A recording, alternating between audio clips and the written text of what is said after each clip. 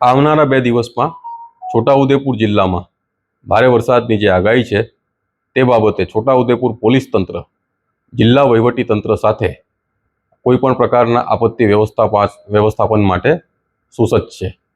સ્ટેટની SDRF અને NDRF ટીમો જિલ્લામાં તૈનાત છે। તે ટીમોની સાથે કામ કરવા માટે પણ પોલીસ તંત્ર તૈયાર છે।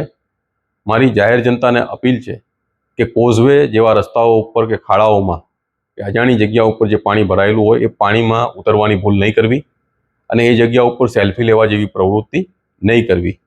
સોશિયલ મીડિયા ઉપર કોઈપણ પ્રકારની અફવા ફેલાવવાથી દૂર રહેવું।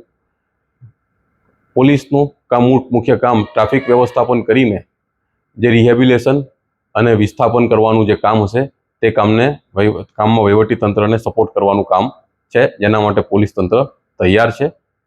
112 જે ઇમરજન્સી નંબર છે તેના ઉપર મારી જનતાને અપીલ છે કે કોઈ પણ આપત્તિ બાબત હોય તો જાણ કરી શકો છો અને અમે તમારા માટે મદદ કરવા માટે ખડે પગે તૈયાર છીએ।